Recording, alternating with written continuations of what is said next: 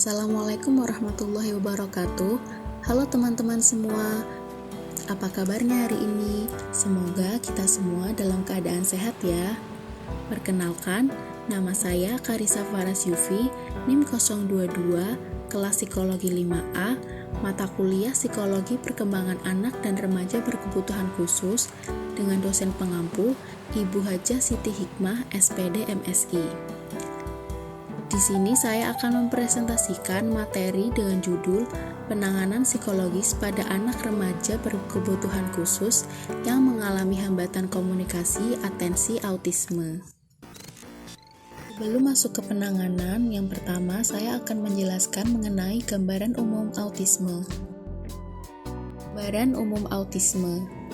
Autisme merupakan gangguan perkembangan anak yang dapat terjadi karena beberapa hal, baik dari faktor internal maupun eksternal.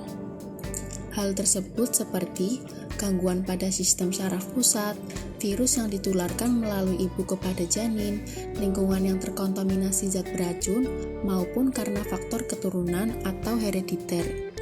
Hal tersebut mengakibatkan gangguan pada otak yang berpengaruh pada proses berinteraksi, komunikasi, dan juga perilaku. Gangguan tersebut akhirnya dapat mengakibatkan cara berpikir yang dikendalikan oleh kebutuhan personal, merespon dunia berdasarkan harapannya sendiri, menolak realitas, juga keasikan yang ekstrim akan pikiran dan fantasinya. Selanjutnya yang kedua, ada penanganan psikologis anak remaja berkebutuhan khusus dengan hambatan komunikasi atensi autisme. Yang pertama, ada penanganan yang dapat dilakukan oleh orang tua dan keluarga. Ada 5 hal. Yang pertama yaitu mengkonsultasikan kepada tenaga ahli seperti dokter, psikolog, atau tenaga pengajar. Hal ini dikarenakan agar mendapatkan informasi, diagnosa, dan perekomendasian untuk penanganan yang lebih lanjut. Kemudian yang kedua yaitu memasukkan anak ke sekolah yang sesuai dan kembangkan potensi yang dimilikinya. Yang ketiga, melibatkan anak dengan aktivitas-aktivitas sederhana di rumah, seperti mencuci piring, menyiram tanaman, melipat pakaian, menyapu, dan hal-hal lain yang sesuai dengan kemampuannya. Yang keempat, yaitu menyediakan sarana dan prasarana yang sesuai dengan kebutuhannya. Contohnya seperti alat bantu belajar, ruangan yang nyaman agar dapat bergerak bebas, dan yang lain-lain, sesuai kebutuhan. Yang keempat yaitu menyediakan sarana dan prasarana yang sesuai dengan kebutuhannya, seperti alat bantu belajar, ruangan yang nyaman agar bisa bergerak bebas. Yang keempat yaitu menyediakan sarana dan prasarana yang sesuai dengan kebutuhannya. Contohnya, alat bantu belajar, ruangan yang nyaman agar bisa bergerak dengan bebas, dan yang lain-lain sesuai kebutuhannya. Dan yang kelima, untuk menentukan pendidikan anak, itu harus berpatok pada tingkat intelijensi dan juga gejala autisnya. Hal ini dikarenakan bahwa setiap anak autis memiliki tingkat intelijensi dan gejala yang berbeda-beda. Selanjutnya ada terapi yang dapat dilakukan. Yang pertama ada okupasi terapi. Okupasi terapi merupakan suatu terapi penyembuhan dengan cara menambah kesibukan atau pekerjaan. Dalam pendekatan ini perlu cara tersendiri dengan memperhatikan karakteristik pada masing-masing anak. Terapi ini tidak sebatas aktivitas fisik, namun juga berisi pengembangan kemampuan intelektual, sosial, emosional, juga kreativitas. Hal ini bertujuan untuk mengalihkan perhatian dalam mencegah terjadinya neurosis. Neurosis sendiri merupakan kegagalan dalam pemecahan masalah atau tuntutan masyarakat yang mengganggu penyesuaian diri individu. Okupasi terapi juga memiliki beberapa bentuk latihan. Yang pertama, latihan mereaksi, seperti mengambil lama terapis. Kemudian yang kedua, latihan kebiasaan gerak, seperti berjalan pada garis lurus. Yang ketiga, latihan motorik kasar, seperti berjalan bebas tanpa bantuan. Dan yang keempat, latihan keseimbangan seperti berjalan perlahan pada papan titian. Yang kedua, terapi perilaku. Terapi perilaku ini berusaha memberikan perubahan pada anak-anak autisme. melalui pengurangan perilaku yang berlebihan dan menambah perilaku yang kurang atau belum ada. Dalam teori perilaku ini, berfokus terhadap penanganan yang terletak pada pemberian reinforcement positif setiap anak merespon benar sesuai dengan instruksi yang diberikan. Dan juga, dalam terapi ini tidak ada punishment.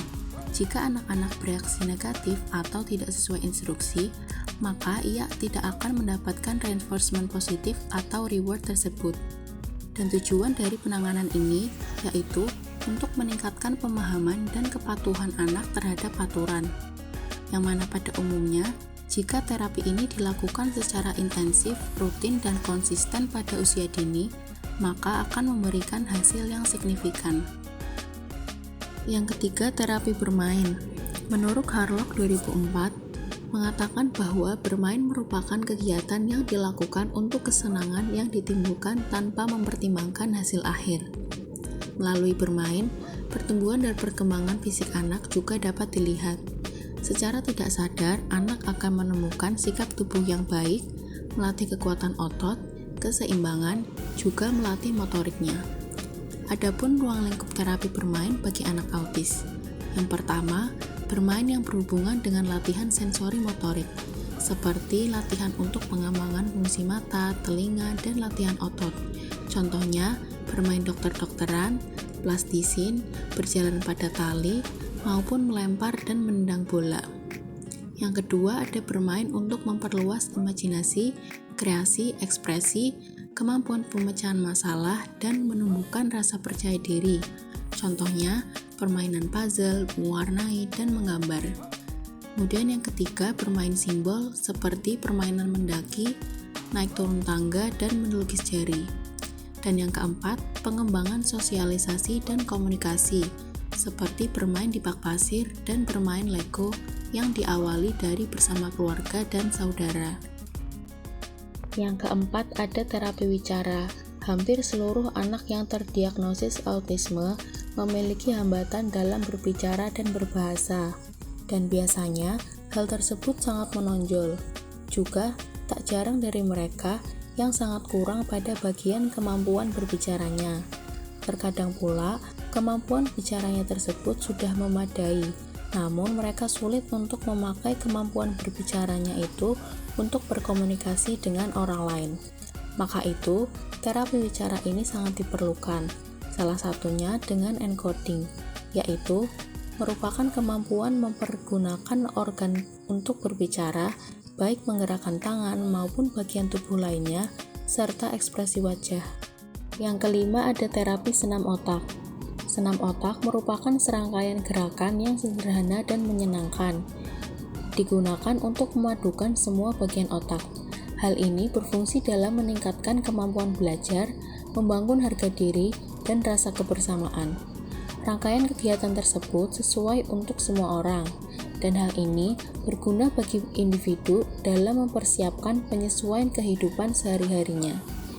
Berdasarkan hasil penelitian Desiningrum tahun 2012, mengatakan bahwa senam otak bisa dijadikan sebagai salah satu alternatif terapi bagi anak autis dengan low kategori tanpa gangguan hiperaktivitas. Hal ini bisa dilihat dari hasil penelitian terhadap anak-anak autis SLB Negeri Semarang yang menunjukkan bahwa ada perbedaan skor pretest dan posttest yang cukup signifikan, di mana didapatkan hasil bahwa penerapan model terapi senam otak sesuai untuk anak autis dalam upaya meningkatkan kemampuan kognitifnya. Sekian presentasi dari saya, semoga memberikan banyak manfaat, dan mohon maaf jika terdapat kesalahan dan kekurangan. Terima kasih, akhirul kalam. Wassalamualaikum warahmatullahi wabarakatuh.